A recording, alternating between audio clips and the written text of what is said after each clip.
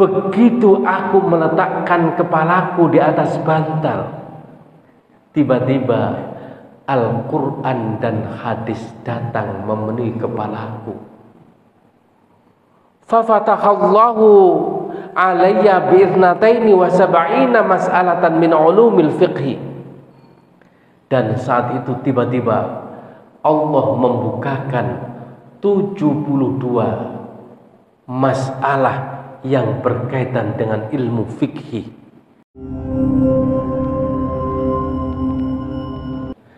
Assalamualaikum warahmatullahi wabarakatuh.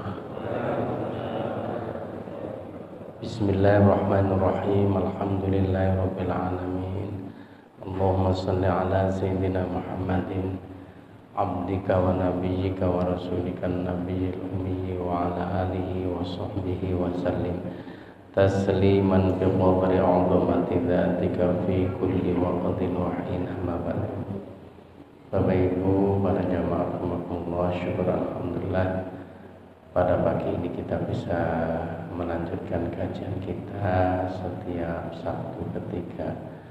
Mudah-mudahan disertai hidayah dari Allah dan kita semua senantiasa dalam keadaan sehat lahir dan batin, senantiasa diberikan kemudahan dalam segala urusan kita, diberikan panjang umur yang barokah, istiqomah ibadahnya, dan mudah-mudahan semua amal soleh kita diterima oleh Allah dan kita semua selamat di din wa dunya wal akhirah.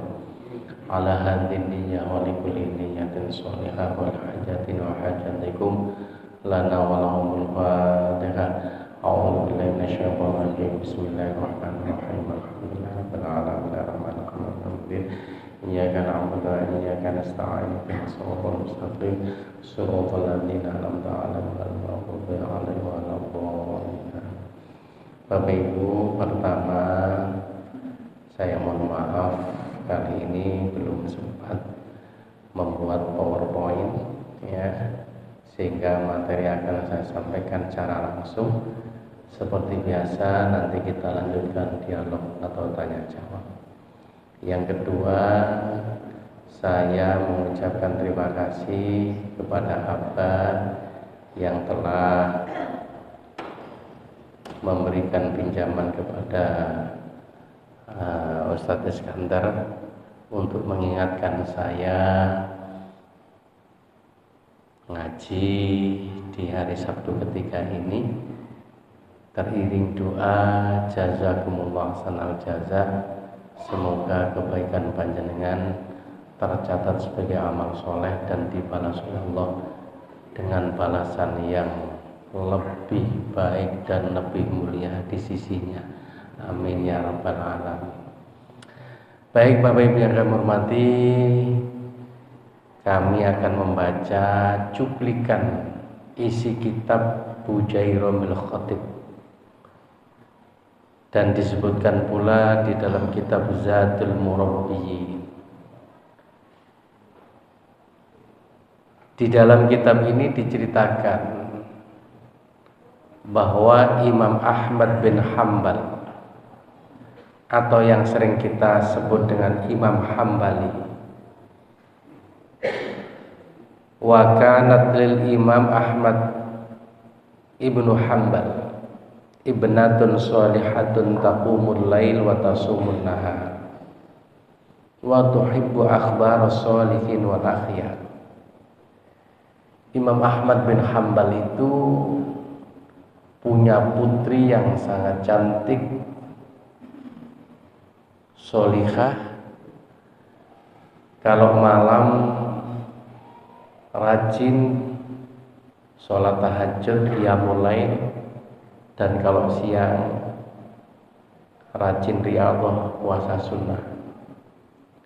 Dan hobinya putrinya Imam Hambali ini Bapak Ibu, dia itu sangat senang kalau diceritani bapaknya tentang perjalanan hidup Hadratus Syekh Imam Asy-Syafi'i rahimahullah. Siapa Imam Syafi'i itu? Imam Syafi'i adalah gurunya Imam Ahmad bin Hanbal. Nah, nampaknya karena sering diceritani tentang keagungan Imam Syafi'i, bahwa Imam Syafi'i itu kalau malam jarang tidur, dihabiskan dengan qiyamul lail, bahkan hampir setiap malam khatam Quran. Kalau siang dihabiskan dengan puasa sunnah.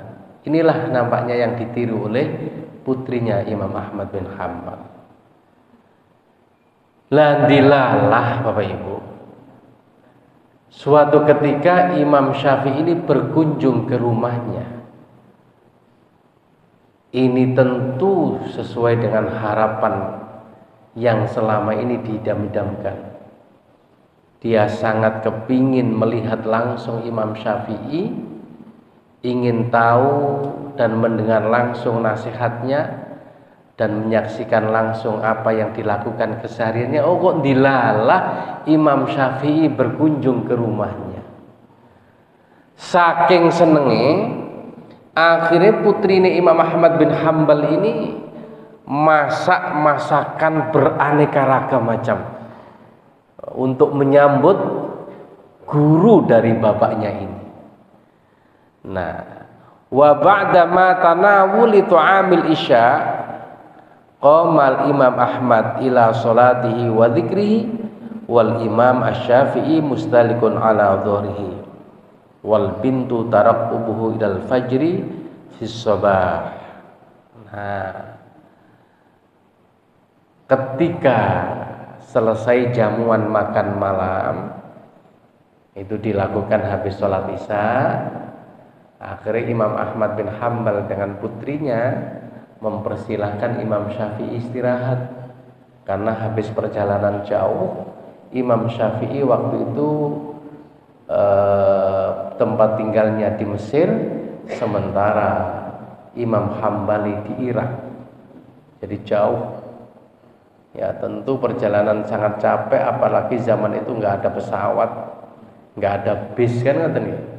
Bisa kita bayangkan ulama sepuh seperti Imam Syafi'i telah melakukan perjalanan panjang. Nah saat itulah ketika Imam Syafi'i sedang istirahat, Imam Hambali dengan putrinya menuju ke tempat sholat. Nah jadi subhanallah, kalau kulon jenengan kan mesti istirahat sehari, tapi beliau habis isya sudah melakukan qiyamul lail.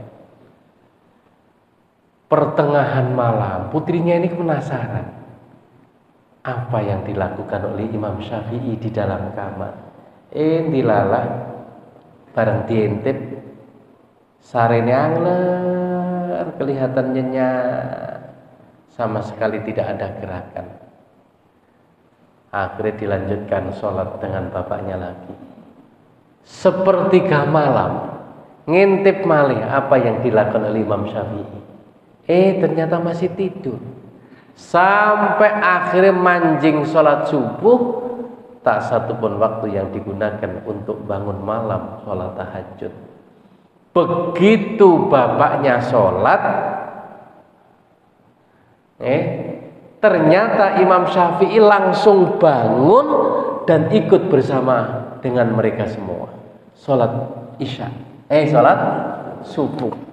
Akhirnya waktu niku mantun sholat, putrinya matur datang Imam Syafi'i. Ahadza huwa Syafi'i alladzi tuhadditsuni? Wahai ayahanda, apakah betul beliau adalah Imam Syafi'i yang keagungannya telah panjenengan ceritakan setiap hari kepadaku? Iya, memang betul itu adalah guru ayah, Imam Syafi'i yang sering saya ceritakan kepadamu. Wah, mosok ya? Jangan-jangan itu Imam Syafi'i Masjid Nurul Iman. Memangnya ada apa wahai anakku? Ngapunten ya. Ada 3 hal yang ingin saya konfirmasi kepada panjenengan. Dawuh panjenengan Imam Syafi'i itu sedikit makan seringkali riyadhah, seneng puasa sunnah, waktu kita hidangkan makan kepadanya, ternyata dahari kuwadaya. Hampir semua makanan yang kita hidangkan, tak satu pun yang tidak dimakan oleh beliau. Bahkan hampir-hampir kula mboten uman kira-kira ngoten. Yang kedua, semalam suntuk aku selalu melihatnya, baik pertengahan malam sepertiga malam. Ternyata beliau hanya tidur, tidak satupun waktu yang digunakan untuk sholat tahajud.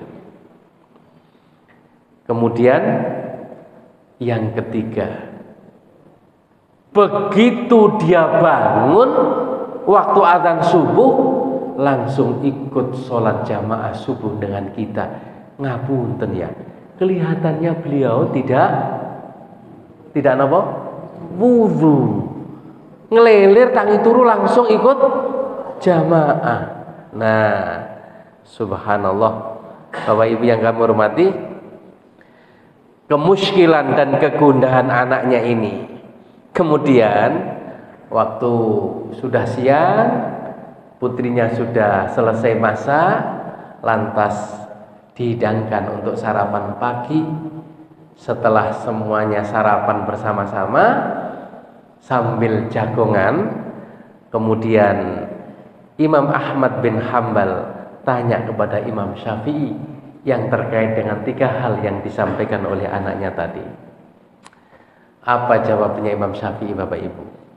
Ya Aba Muhammad, laqad akaltu katsiran li annani a'lamu anna tu'amaka min halalin.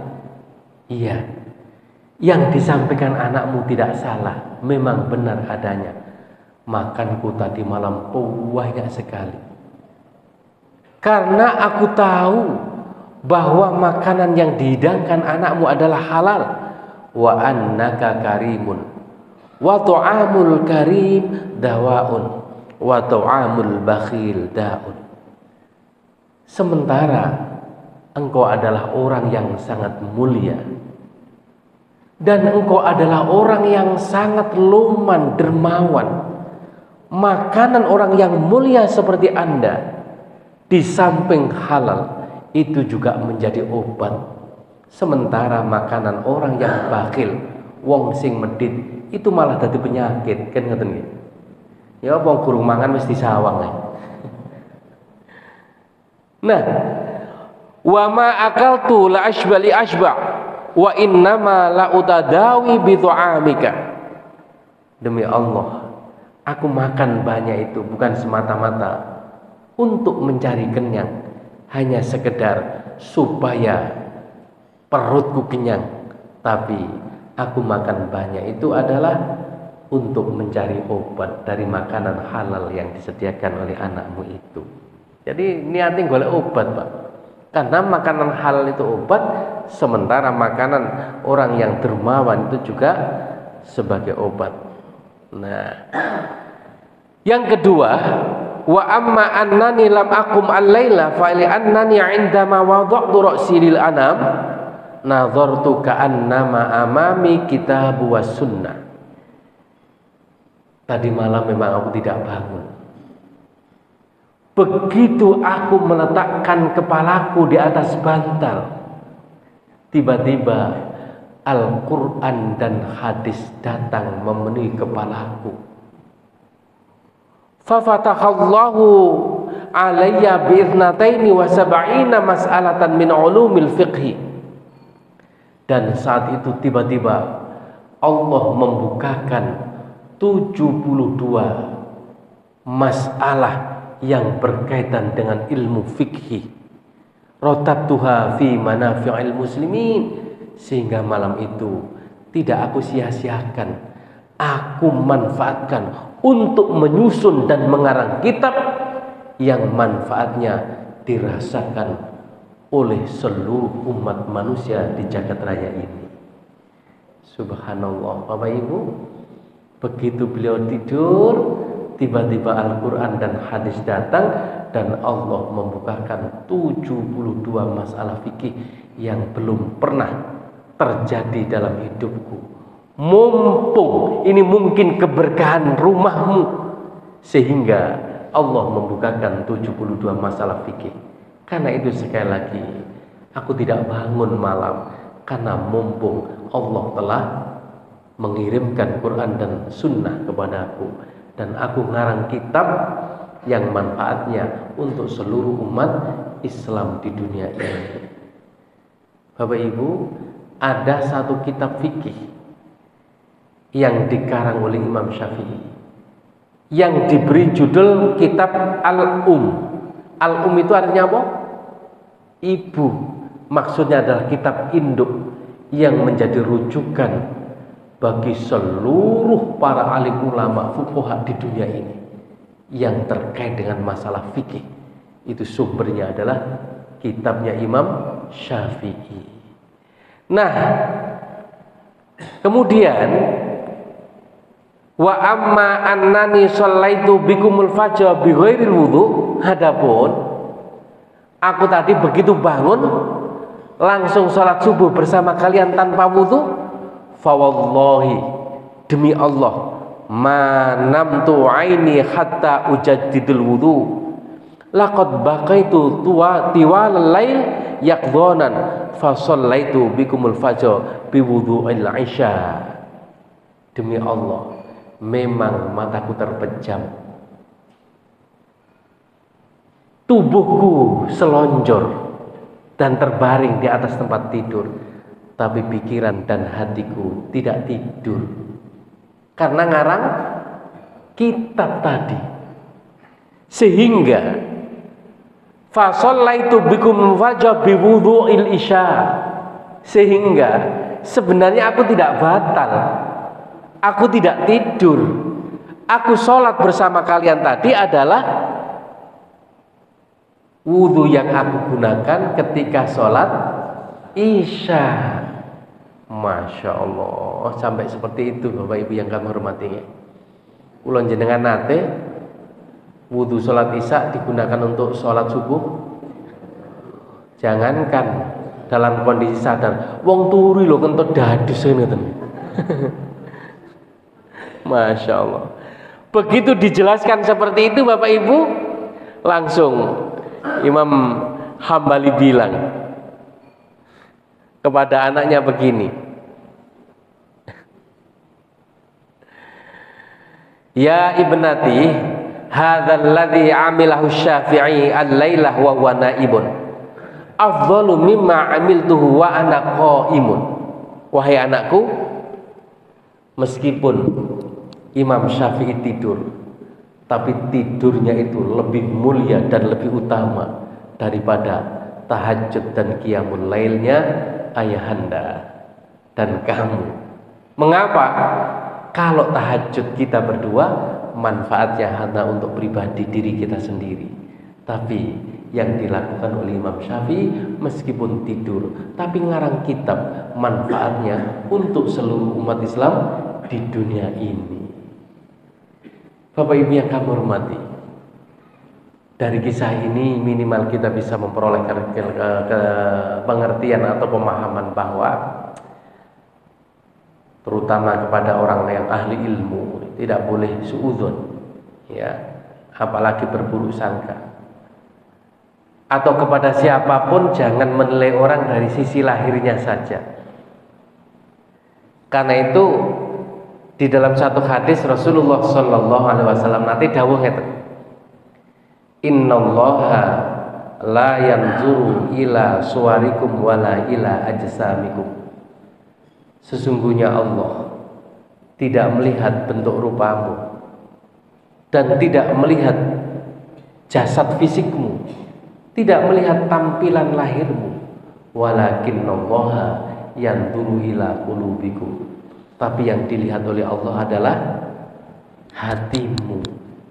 Karena itu di dalam persoalan ibadah, kemudian Rasulullah mempertegas dalam sabdanya, innamal a'malu binniyah. Sesungguhnya amal itu baik atau tidaknya itu tergantung niatnya. Niat ini kan nggak ada orang tahu. hanya kita dengan Allah, karena tempatnya ada di dalam hati. Bahkan Rasulullah kemudian menyatakan, kam min amalin yatasawwaru min a'malid dunya. Banyak sekali amal yang secara lahir kelihatannya tampak mencari dunia, tapi bernilai di sisi Allah sebagai amal akhirat. Sebab apa? Bihusnin niyah, mergo apike niat. Begitu pula sebaliknya, rubba amalin yatasawwaru min a'malil akhirah fayasiru min a'malid dunya bisu'in niyah. Betapa banyak amal yang ketoke secara lahir amal akhirat, tapi ternyata tercatat di sisi Allah sebagai amal dunia. Sebab apa? Bisu'in niyah, krono mergo salah niat. Nah, inilah Bapak Ibu yang kami hormati. Jadi artinya kita semua ini dalam proses kehidupan manusia ini memang bahasanya jangan sekali-kali kita merasa lebih baik sehingga menganggap orang lain di bawah kita atau lebih jelek, naudzubillah, ya. Karena yang dinilai oleh Allah adalah hatinya dan niatnya. Yang kedua, Bapak Ibu yang kami hormati, subhanallah, inilah keutamaan orang ahli ilmu dibanding orang yang ahli ibadah tapi kurang ilmunya. Imam Ahmad bin Hambal, meskipun itu adalah muridnya Imam Syafi'i, tapi karena kehebatannya, karena keagungannya, sampai-sampai gurunya berkunjung ngalap berkah kepada Imam Ahmad bin Hambal. Jadi Bapak Ibu, Imam Ahmad bin Hambal ini seorang ulama ahli hadis, bukan hanya hafal 1-2 hadis, tapi ribuan hadis. Ada satu kumpulan hadis yang dikarang dan disusun oleh Imam Ahmad bin Hambal yang dikenal dengan Al-Musnad. Itu khusus kumpulan hadis, ya. Subhanallah, ini memang luar biasa. Itu pun dalam kondisi seperti itu masih mengakui keagungan Imam Syafi'i, ya. Apalagi kalau kita ahli ibadah ya kurang ilmunya. Karena itu kemudian Rasulullah SAW mengibaratkan orang alim dengan orang yang ahli ibadah begini: fadlul alimi alal abidi ka fadlil qamari ala sairil kawakibi. Keutamaan orang ahli ilmu dibanding orang ahli ibadah tapi kurang ilmunya itu bagaikan bulan purnama dengan ribuan atau bahkan miliaran gugusan bintang di langit. Walaupun bulan purnama itu cuma satu pas tanggal 15, tapi cahayanya menerangi jagat raya, tembus ke bumi. Tapi bintang di langit meskipun kata bahkan mungkin jutaan jumlahnya, tapi cahayanya tidak sampai tembus ke bumi. Bapak Ibu, orang yang berilmu itu bisa melipat gandakan pahala hanya karena niat. Contoh, nek kula jenengan datang ke masjid ini niatnya cuma sholat jamaah, maka pahalanya satu, hanya sholat jamaah. Seperti yang dalam hadis Rasulullah SAW, sholatul jama'ati tafdhulu min sholatil fadhi bisab'i wa ishrina darajah. Perbandingan orang sholat jamaah dengan sholat sendiri, kalau sholat jamaah dilipat gandakan pahalanya berapa? 27 derajat. Nah, itu satu. Tapi orang berilmu karena ada pengajian, nah, sehingga kula jenengan habis subuh tidak langsung pulang, karena memang dari rumah niatnya kepingin ngaji. Karena itu perjalanan panjenengan, kata Nabi, kalau niatnya ngaji, maka beliau menyatakan begini, man kharaja fi thalabil ilmi fahuwa fi sabilillahi hatta yarji'a.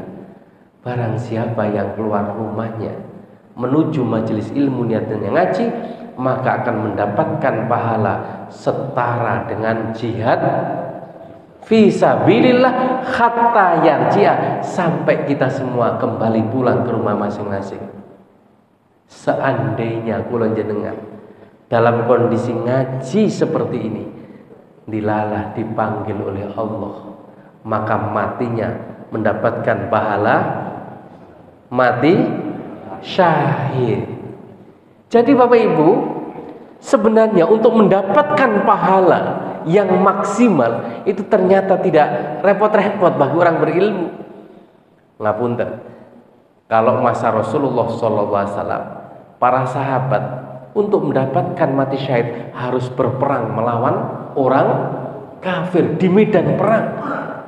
Nah, sekarang dalam kondisi damai, tidak dalam situasi perang, maka jihad kita adalah senang datang ke majelis ilmu. Fahuwa fi sabilillah. Jelas Nabi menyatakan. Makanya saya kadang-kadang heran, ngapunten, kalau ada kemudian sebagian umat Islam saking kepingini oleh ganjaran mati syahid, mati di jalan Allah sampai melakukan bom bunuh diri. Yang terbaru kemarin terjadi di mana itu Pak? Polisi nih gue. Di mana nih gue? Bandung, coba. Masya Allah. Bahkan di Surabaya dulu seorang ibu dan anaknya di jalan apa nih Pak? Di Ponorogo. Okay? Kalau menurut jenengan itu mati syahid atau mati jihad fisabilillah? Mati di jalan Allah? Jelas tidak di jalan Allah, tapi di jalan Diponegoro, kan gitu. Saya yakin itu salah guru, ngapunten, lupa kalau ada hadis bahwa jihad fisabilillah adalah datang ke majelis ilmu. Ya, jadi Rasulullah mengharamkan menumpahkan darah kepada non muslim yang sifatnya adalah tetangga, yang di dalam kitab fikih disebut kafir zimmi. Ya, coba jenengan ingat perjalanan Rasulullah, ada seorang Yahudi yang buta setiap hari mencaci maki Rasulullah, tapi Rasulullah datang selalu untuk apa Pak? Lo coba menyuapi. Nah nek kula jenengan dikai racun, padahal jelas bukan orang Islam tiap hari mencaci maki. Terus ada hadis lagi, ketika Rasulullah datang mau ngimami ke masjid atau kemana saja, lewat di depannya selalu dilempari apa? Kotoran, dilempari batu. Gelek kotoran, gelek batu nggak ada. Begitu Rasulullah melintas langsung didoni cuh ngoten. Dilalah tukang ganggu niki ternyata sakit. Rasulullah nggak jadi berangkat. Kemudian bilang kepada Sayyidah Aisyah supaya menyiapkan oleh-oleh. Rasulullah datang ke rumahnya untuk menjenguknya sambil membawa oleh-oleh. Orangnya kaget, ya Muhammad, apakah kau datang untuk membalasku? Napa jawabannya? Tidak. Aku datang karena tahu bahwa kamu adalah sedang sakit. Akhirnya saya kepingin tahu kabar perkembangan sakitmu. Yang kedua, aku ingin mendoakanmu semoga sakitmu sembuh. Sing nomor telu, aku kangen karo idumu. Jadi ngoten lho. Loh. Coba kalau kita pikir, lantas membunuh diri dalam kondisi damai, kondisi tenang, itu niru siapa? Wong Kanjeng Nabi sing jelas dicelakai seperti ini aja nggak balas kok. Kecuali situasi perang, Pak. Perang kalau kita nggak membunuh, kita yang akan dibunuh. Oleh karena itu mempertahankan diri dalam situasi perang, membunuh lawan itu adalah pahala luar biasa. Kalau kita terbunuh mati syahid. Nah, dalam kondisi damai seperti ini, mati jihad fisabilillah adalah datang ke majelis ilmu, dapat 2 pahala. Bahkan Hadis yang sering kita baca itu, man salaka thariqan yaltamisu fihi ilman sahalallahu lahu thariqan ilal jannah. Barang siapa yang melangkahkan kakinya menuju majelis ilmu niatnya ngaji, Allah akan memudahkan jalan kemana? Sahalallahu lahu thariqan ilal jannah, ke surga. Jadi hadir kita setiap ada majelis ilmu itu sama dengan mendaftarkan diri agar dicatat oleh malaikat sebagai calon penghuni surga. Allahumma. Loh, inilah Bapak Ibu yang kami hormati, dengan niat saja sudah bisa melipat gandakan pahala yang luar biasa. Sing ketiga, bagi orang yang berilmu, aku nang masjid di samping sholat jamaah, di samping ngaji, niat silaturahim, ketemu dulur-dulur walaupun sak kampung, kan nggak selalu ketemu nih kak nang masjid, apa mboten? Nah, disinilah akhirnya kita ketemu dulur, tonggo-tonggo, ya pas ngumpul ngeten iki, apa mboten?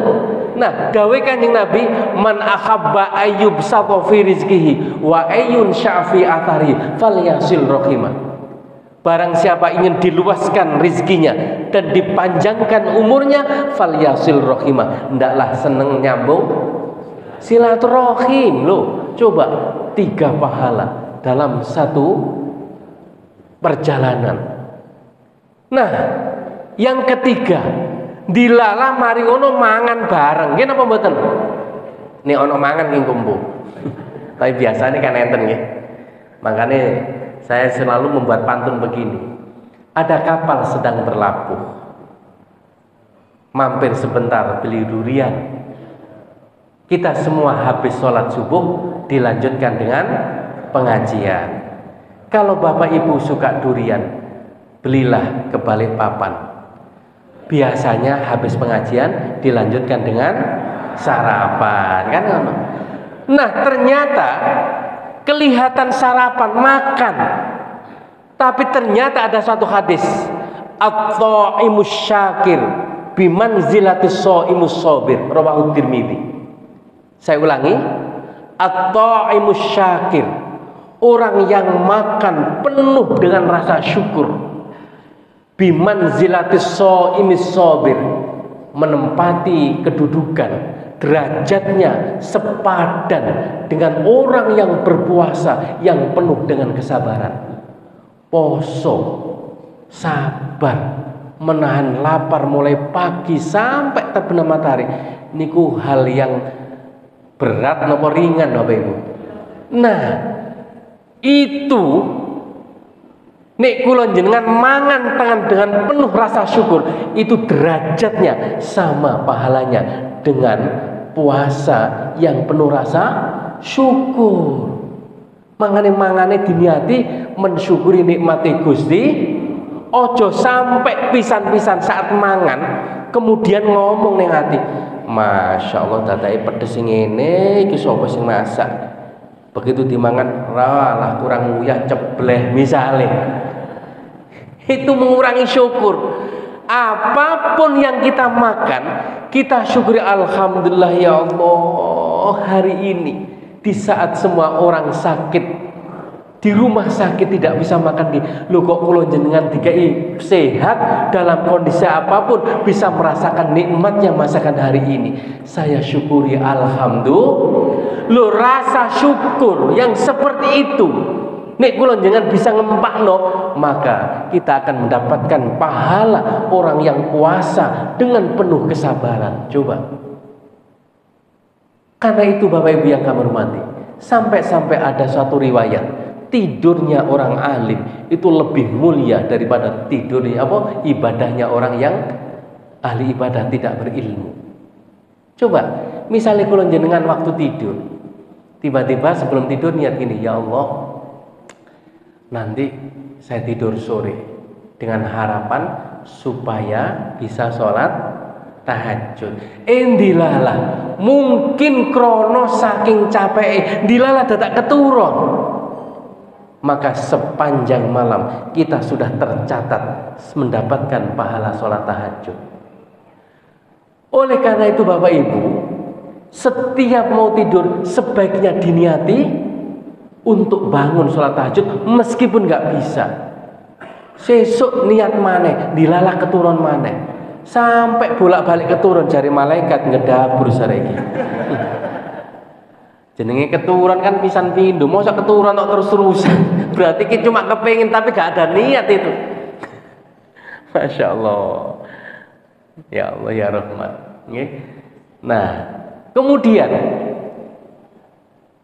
di dalam kitab Bidayatul Hidayah dan juga di dalam kitab Tambil Ghafilin itu disebutkan begini. Jadi Imam Ghazali itu menerangkan bahwa tentang adabun naum, tata krama adabnya kita tidur. Karena beliau mengibaratkan tidur itu hakikatnya sama dengan mati.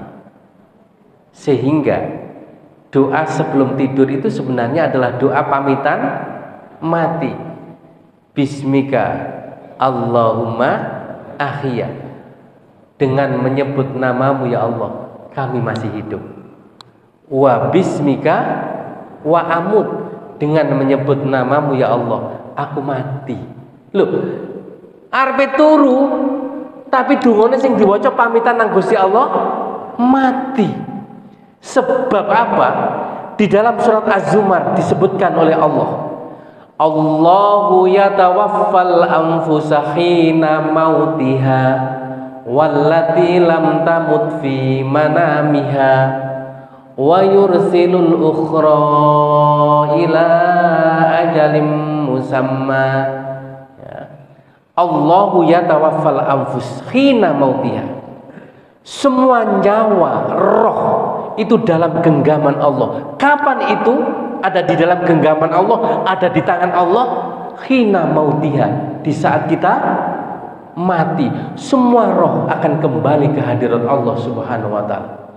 Karena itu ketika ada orang mati, kita menyebutnya dengan ucapan inna lillahi wa inna ilaihi raji'un. Inna lillahi, kita semua adalah milik Allah. Wa inna ilaihi, dan kita semua akan kembali kepada Allah. Wa inna ilaihi raji'un, dan kita semua akan kembali ke hadirat Allah. Karena itu di dalam surat Az-Zumar disebutkan kapan roh semua manusia dalam genggaman Allah, hina mautiha, di saat kita mati. Yang kedua, wallati lam tamut, dan roh di dalam genggaman Allah di saat dia tidak mati, lam tamut. Kapan itu? Fi manamiha, di saat kita sedang tidur. Nah, cuma Bapak Ibu yang kami hormati, ketika kita dalam kondisi tidur, roh semua dalam genggaman Allah sama dengan ketika mati. Terbukti nek kula jenengan memang betul-betul tidur, itu hakikatnya sama dengan mati. Meskipun ono wong bakar sate mangan enak, kita nggak akan tahu. Bahkan dintuti irunge nggak akan bau. Nggih napa mboten? Lho kok dintuti irung dadak matamu? Lah itu berarti burung turu. Nek turu temenan gak mungkin bisa merasakan. Yang ada yang kanan kiri nggak akan pernah bisa merasakan. Itu hakikatnya tidur adalah mati. Cuma fayumsikul lati qadha 'alaihal maut. Nek wong iku wis ditakdirno mati, tidak dikembalikan kepada jasadnya. Wa yursilul ukhra ila ajalim musamma, dan melepas kembali ke dalam jasadnya sampai waktu yang ditentukan oleh Allah. Karena itu kemarin saya takziah kepada bunyai saya di Mojokerto. Tiba-tiba ketika tidur dengan cucunya, pas putrinya itu sedang umroh, ternyata biasanya pagi itu ngimami jamaah subuh dengan santri-santri, kok didodok dia. Akhirnya kemudian jamaah santri sendiri sampai mari subuh dibangunkan, ternyata tidak bangun sampai sekarang. Terus kemudian ada tetangga saya, habis malam-malam itu laki-laki masih muda kuat, ternyata juga begitu Bapak Ibu. Nah, ada teman dosen Fakultas Tarbiyah namanya Ibu Nur Hayati. Malamnya piyambak itu lihat pameran di Jatim Expo. Sopo sing ngarani loro wong-wonge sehat meger-meger. Nggih, malamnya masih berangkat ke Jatim Expo. Pulang malam hari, pagi didodok, tidak bangun. Ya. Saya lain tak khairi, itu orang Mojokerto. 4 orang yang saya ketahui dalam kondisi tidur sehat walafiat ternyata nggak bangun. Fayumsikul lati qadha 'alail maut. Kemudian rohnya ditahan di sisi Allah karena Allah telah menentukan kematiannya di saat tidur. Nah, karena itu ketika dilepas kembali ke dasarnya sehingga kita bangun, berarti masih belum waktunya kita mati. Karena itu Bapak Ibu yang kami hormati, barang siapa yang ketika hendak tidur, nah kata Imam Ghazali itu hadisnya, mengutip hadis Nabi, kemudian dianjurkan berwudu, dan ini hadisnya Nabi, wudu seperti wudu ketika kita mau sholat. Nek kulon jenengan tidur punya wudu, maka kata Nabi, semalam suntuk ada seorang malaikat yang duduk di sampingnya, dan malaikat ini kemudian berdoa, Allahumma fir li abdika li annahu bata tahir. Ya Allah, ampunilah dosa hambamu yang sekarang ini tidur dalam keadaan suci, punya wudu. Makanya Bapak Ibu, wudu itu bukan berarti harus waktu sholat tok. Jenengan ngapunten, nek ono mayit mari didusi diwudoni apa mboten? Pertanyaannya, dia kan sudah hilang nyawanya, nggak punya kewajiban apa-apa. Kenapa kok diwudoni? Halo, karena apa? Sebenarnya disuceni seperti ini karena dia mau menghadap kehadirat Allah Subhanahu. Nah, kulon jenengan badhe sare pun hakikatnya adalah juga sama dengan mau mati menghadap, roh kita mau menghadap kehadirat Allah Subhanahu wa taala. Karena itu jangan nunggu ketika kita mati diwudoni, saat tidur inilah kalau bisa kita juga wudu. Nah, istri saya tanya, loh Mas, kita kan tidur bersama, toh nanti sentuhan kulit batal. Itu menurut Imam Syafi'i. Karena itu supaya kita kalau rangkulan sampai bojo tidur bareng gak batal, maka wudhunya ikut Imam Hanafi, wudhunya ikut Imam Hambali, Imam Maliki. Gimana cara wudhunya? Kalau Imam Syafi'i cuma 3 helai rambut, semuanya sama, bedanya hanya biwujuhikum wa aydiyakum ilal marafiqi wamsahu birusikum.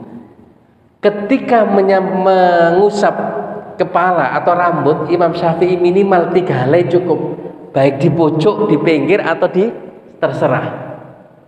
Tapi kalau kula jenengan ikut Imam Syafi'i, wudu seperti itu sentuhan laki perempuan termasuk istri hukumnya batal. Nah, gimana supaya nggak batal? Cara nih wudu ketika mengusap kepala jangan hanya sebagian, mari dilapi langsung. Nah, terus wudune niku mboten hanya digrojok ngeten tok, tapi digosok, diratakan, kaki juga diratakan. Kalau sudah seperti itu, sentuhan kulit laki-laki perempuan tidak batal. Tapi kalau jenengan wudunya ikut Imam Syafi'i, sentuhannya ikut imam enggak boleh. Ngerti Bapak Ibu ya? Nah, dalam konteks seperti ini, kita semalam suntuk punya wudu, maka kemudian kita niat bangun tahajud, semalam suntuk kita akan mendapatkan pahalanya salat tahajud. Andai kata krono saking kesele mergo punya wudu, maka yang menggantikan memohonkan ampun kepada Allah adalah siapa? Malaikat. Nah, inilah Bapak Ibu yang kami hormati, salah satu keistimewaan orang yang berilmu. Sebab saya pernah, mungkin saya ceritakan ya, ini terakhir. Saya punya teman namanya Gus Ali, putranya ya Husain Ilyas Mojokerto. Kebetulan piyambak ini dadi lurah pondok atau kepala pondok waktu di Pondok Tambak Beras, sehingga punya kewajiban ngimami sholat 5 waktu. Dilala ada seorang jamaah yang rajin tiap tiang sepuh. Nah, suatu saat ketika pas jamaah niki oleh sholat itu ambek ngeses-ngeses ngeten. Akhirnya Gus Ali ini penasaran, mari sholat ditakoni, Mbah, nopo jenengan sholat kok karo ngeses-ngeses, nopo boyo iku mah, nopo sakit gigi. Dadak piyambake jawab, aku mang sholat karo ngeses-ngeses bukan karena boyok hukumat dan juga bukan karena sakit gigi. Lho mergo napa, Mbak? Mergo karo ngemut permen Hexos jare ngoten.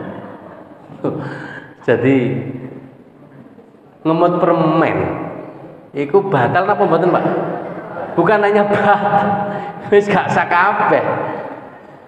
Jangankan ngemut permen, kula jenengan wudu mungkin karena langsung komat belum sempat dibersihkan, tetesan wudu melewati lesan kita dadak disesep. Nah, itu hukumnya sama dengan minum dan batal. Atau mungkin mari mangan sate, dadak selilite metu, arepe dilepai man daging rek dilek maneh. Maka itu juga batal sama dengan hukum makan. Tapi ini gak sengaja keleleken, lah itu rezeki. Gak batal, nggih. Nah, itulah Bapak Ibu yang kami hormati, keistimewaan orang berilmu. Karena itu Imam Syafi'i diberikan karomah oleh Allah, keistimewaan tidurnya, Al-Quran hadis datang, kemudian Allah membukakan pintu ilmu yang luar biasa sehingga pas waktu tidur ternyata ngarang kitab luar biasa. Ya, jadi ketika sudah selesai bangun ya tinggal nulis mawon, gak ada mikir, wong sudah terekam semua dalam otaknya. Itulah kitab induk yang ditulis Imam Syafi'i, namanya kitab Al-Karena itu tidur yang seperti ini lebih mulia daripada ibadahnya orang yang tidak berilmu. Ya, karena itu mudah-mudahan kula jenengan walaupun tidak kuliah, tapi karena mencari ilmu itu kata Nabi, mulai dari ayunan sampai kita semua nanti dimasukkan ke liang lahat, itu hukumnya wajib. Jadi mudah-mudahan sedikit demi sedikit wawasan yang kita sampaikan ini bisa menambah ilmu kita sehingga kita mendapatkan derajat yang mulia di sisi Allah berkat ilmu yang kita pelajari bersama-sama ini. Amin ya rabbal alamin. Baik Bapak Ibu, waktu isyroknya jam berapa, Pak?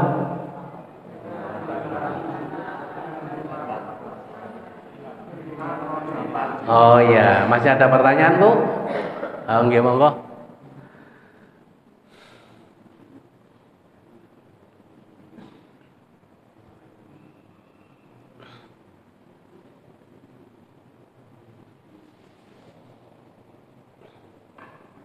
Assalamualaikum warahmatullahi wabarakatuh. Waalaikumsalam. Tanya Pak Ustaz ini mungkin menyimpang dari Mas tadi. Ini ada suami menghibahkan rumah tanah pada istrinya. Kemudian suaminya meninggal. Apakah dari orang tua suami atau saudara suami itu masih punya hak untuk rumah dan tanah tersebut? Terima kasih. Iya, jadi Waalaikumsalam warahmatullahi. Mungkin beberapa waktu yang lalu kita pernah membahas tentang perbedaan antara harta warisan dengan hibah. Kalau harta warisan adalah harta yang dibagikan setelah pemiliknya meninggal, dan orang-orang yang berhak menerima warisan itu ada 3. 1, ada hubungan nasab atau kekerabatan. Yang kedua, karena perkawinan. Yang ketiga, karena sama agamanya. Ya. Jadi suami istri itu mendapatkan warisan dari masing-masing suami atau istrinya karena ada hubungan perkawinan. Kalau salah satu meninggal, maka harta yang belum dibagi selama dia masih hidup, itulah yang disebut harta warisan. Yang kedua, namanya hibah. Hibah itu diberikan ketika suami, istri, bapak, ibu, anak, siapapun posisinya masih hidup dan langsung dimanfaatkan. Kalau pertanyaan panjenengan bahwa suami telah memberikan istri, misalnya kalau kan nanti menukan bojo nih, wis tanah atas namamu ae, berarti itu sudah, walaupun saya yang membelikan, saya yang bekerja, memang sengaja saya atasnamakan istri, sertifikatnya, itu berarti sudah saya niatkan untuk diberikan kepada istri. Kalau saya mati, harta yang sudah saya berikan atas namanya itu tidak masuk harta warisan. Rumah atau mobil sudah saya berikan kepada Anda, ya, maka harta yang sudah diberikan dan bisa dimanfaatkan itu tidak masuk harta warisan. Karena hibah, maka bebas orang tua atau suami atau istri memberikan kepada anak-anaknya, nggak harus sama. Ono anak telu, sing siji dikai sepeda motor Beat, sing siji Vario, larang pundi Pak harganya? Larang Vario. Sing siji motor Vespa, sing regane larang maneh. Bisa jadi 3 anak diberikan sepeda motor merek yang berbeda, harganya juga berbeda. Boleh, tidak harus sama. Wong kadang-kadang kula nggih ngoten. Duwe berkat siji, dulure telu. Sing cilik dhewe tangi. Engko nek dipangan bareng, sing cilik mesti gak kumanan. Mergo kalah cepet tambah sing kakake. Akhir ngomong, wis pangan dhisik, engko sisane kekno kakakmu. Kan ngoten. Nate napa mboten ngoten niku? Nah, walaupun punya harta yang satu atau yang besar dikasih tidak sama, boleh. Karena hibah, bebas. Allah pun juga sama ketika memberikan kita. Ono sing kei gampang rezekine, ono sing kei rezeki. Nah, itu sama. Tapi ketika belum diberikan kepada masing-masing anak, ketika kita mati kok belum dibagikan, maka semua harta yang belum dibagi itu dimasuk harta warisan. Dan harta warisan ini sudah ditentukan bagiannya oleh Allah di dalam Al-Quran. Nggak boleh dibagi selain dari yang ditetapkan oleh Allah. Lek lanang itu bagiannya loro, nek wong wedok siji. Mungkin panjangan tanya, di mana letak keadilannya? Allah kok membagi anak podo hanya beda wedok aja beda. Karena laki-laki ini menanggung tanggung jawab keluarga ada di tangan laki-laki. Engko nek sing wedok iki rabi oleh wong lanang jangkep oleh telu. Kenapa? Nek wedok mesti oleh warisan teko wong tuane siji, nek lanang oleh wong tuane loro. Nek sing wedok iki kok rabi ambek sing lanang terus digabungkan sama-sama 3. Nah nek oleh siji tok terus gurung rabi, ya nunggu sampai rabi. Ben oleh telu kan ngoten. Karena nanti kamu ketika nikah dengan laki-laki, maka laki-laki dapat 2 dari orang tuanya dan kamu menjadi tanggung jawab dari suamimu yang dapat 2 itu, kan ngoten. Oleh karena itulah maka harta warisan harus dibagi sesuai dengan petunjuk Al-Quran dan hadis yang ditentukan oleh Allah dan Rasulnya. Sehingga Rasulullah kemudian wanti-wanti, la wasiyata liwarithin, tidak boleh ada wasiat di dalam harta waris, batal. Misalnya ngeten, mergo anake telu sing loro nduwablek ngentekno dhuwit tok misalnya, wis aku besok nikmati harta iki peken kabeh. No, tapi nek aku mati berarti kan baru dibagi. Nunggu nek mati itu harta warisan, nggak boleh. Walaupun sak ndablek-ndablek anak, misalnya gak ngeramut wong tuane waktu loro, itu tetap harus dibagi sesuai dengan harta warisan. Nek kancane kepengin kayak lebih kepada anaknya, yo kasih ketika masih hidup. Ngerti maksudnya? Nah, ngoten. Tapi nek anak angkat gak boleh dapat warisan karena tidak ada hubungan darah. Nah, cuma anak angkat ini karena nggak ada hubungan dengan warisan, maka boleh besok nih aku mati, sebagian rumah ini kasihkan adikmu yang, maksudnya ini anak angkat, itu boleh mendapatkan warisan karena tidak ada hubungan darah. Nah, bagaimana seandainya kemudian bapak ibu mati, harta warisan dibagi podo ae, asalkan masing-masing sudah tahu bagiannya. Nek aku itu mesti nih duit 1 juta apa 3 juta mergo aku duwe dulur loro wedok ya, mestinya aku kan oleh 2 juta, dulurku wedok oleh 1 juta. Nah, ketika sudah tahu masing-masing bagiannya, kemudian aku mengikhlaskan bagianku untuk dibagi sama, maka ini boleh setelah mereka semua tahu dan sepakat untuk memberikan kepada yang lainnya. Jadi pertanyaan jenengan, kalau suami ketika masih hidup sudah memberikan hartanya kepada istri dan anak-anaknya, itu namanya hibah. Kalau mati tidak masuk hitungan harta waris. Nah, mana yang dibagi?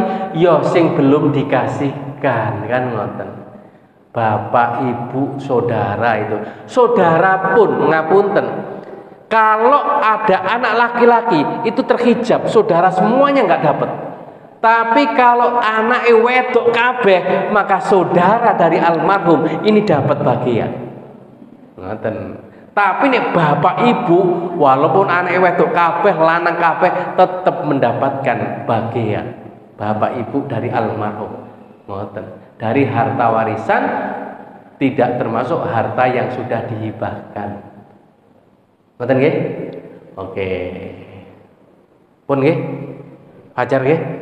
Loh, masih ada. Nggih, monggo.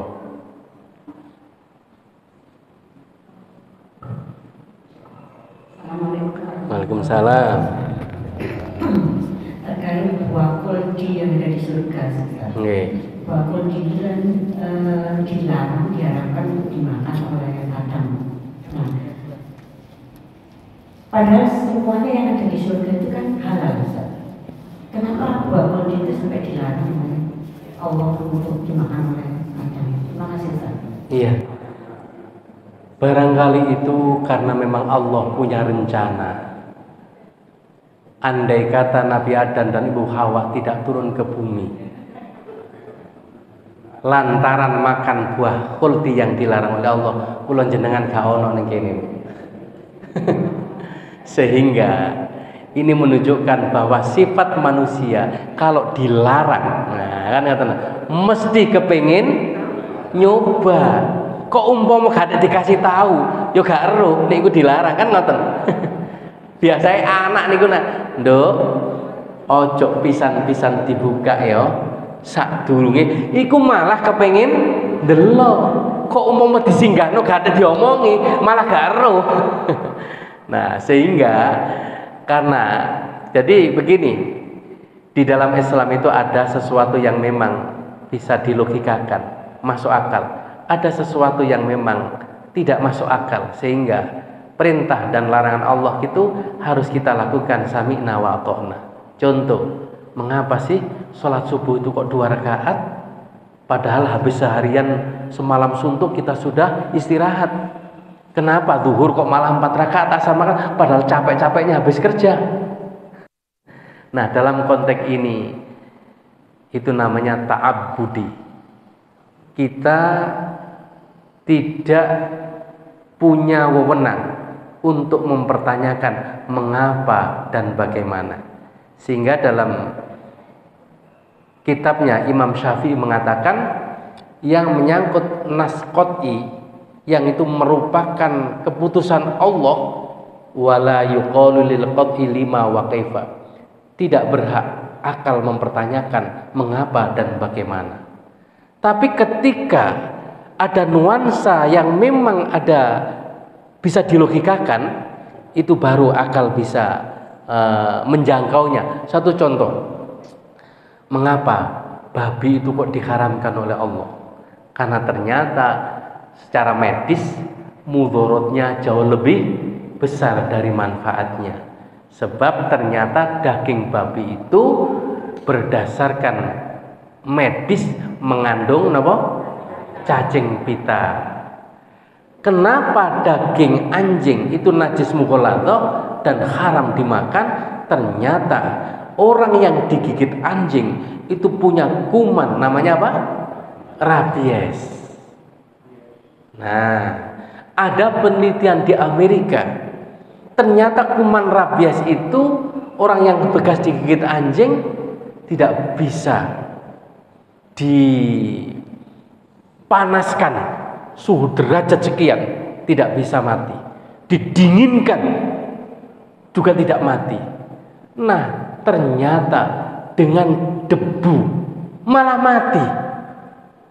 Nah, ketika mahasiswa tanya, kenapa dengan debu kok malah mati? Ya mungkin kelilipan, Mbak.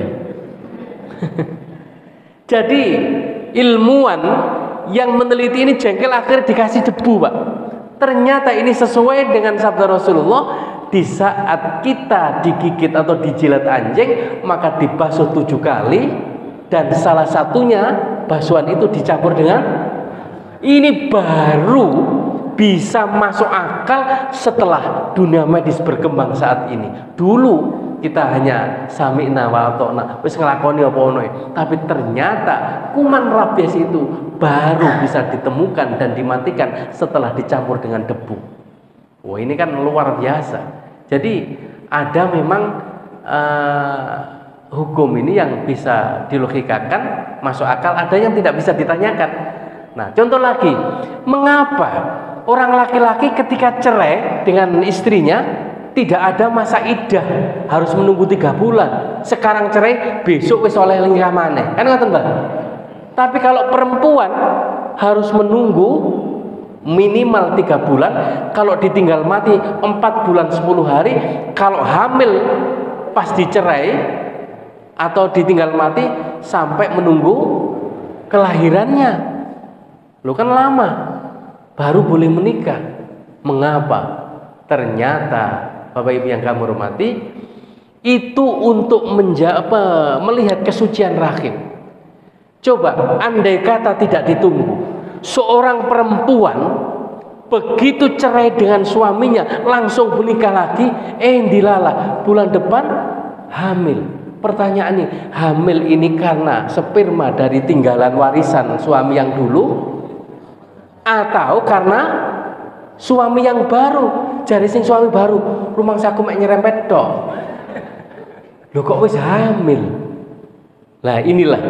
Jadi untuk tahu tuntas betul-betul tidak hamil dan rahim yang pernah dilewati oleh suami yang lama itu betul-betul bersih, dan itu kalau nanti anak itu betul-betul anak dari suami yang baru, maka harus ditunggu 3 bulan. Karena ternyata jejak, nah itu bahasanya, ada seorang ilmuwan dari Amerika sampai dilihat itu masuk Islam gara-gara meneliti tentang rahim.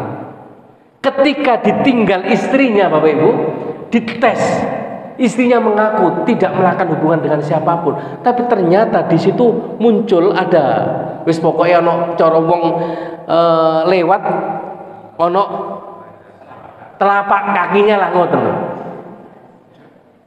Ternyata hampir semua wanita yang ditinggal oleh suaminya dengan sekian lama, orang non Islam, setelah diteliti oleh beliau, hampir semua melakukan hubungan dengan orang lain. Nah, orang Islam kenapa harus menunggu 3? Ternyata bercaknya ini baru bisa hilang. Cara kula jenengan lewat lemah sing mari kena udan, teracak itu hilang setelah 3 bulan. Di bahasane ngoten niku. Nah, karena itulah sampai akhirnya kemudian dia masuk Islam gara-gara itu. Nah, itu dalam rangka untuk menjaga kesucian rahim. Kalau dulu mungkin itu kelihatannya, wah, kok ketok Gusti Allah gak adil ku. Lek lanang kongkon langsung nikah, tapi nek wedok harus menunggu. Tapi ternyata setelah dilihat dari dunia medis seperti itu. Jadi kembali kepada pertanyaan panjenengan tadi, kenapa kata surga itu ada yang dilarang? Karena Allah punya rencana untuk menjadikan dunia dan isinya kita ini. Andai kata Nabi Adam nggak turun ke dunia berkat makan bakulti, kula jenengan boten enten kumpul teng mriki, nggih napa boten? Saya kira demikian, Mohon maaf bila jawaban ini kurang memuaskan, dan mudah-mudahan disertai hidayah dan ridhonya Allah, dan mudah-mudahan kita bisa ketemu lagi di bulan depan. Amin ya rabbal alamin. Allahumma sholli ala sayyidina Muhammad walhamdulillahi rabbil alamin. Rabbana ighfir lana wa liwalidina warhamhum kama rabbawna shighara. Rabbana atina fid dunya hasanah wa fil akhirati hasanah wa qina adzabannar wa adkhilna jannata ma'al abrar ya aziz ya ghafar ya rabbal alamin. Wa sallallahu ala sayyidina Muhammad walhamdulillahi rabbil alamin. Assalamualaikum warahmatullahi wabarakatuh. Subhanakallahumma wa bihamdika asyhadu an la ilaha illa anta astaghfiruka wa atubu ilaik. Muhammad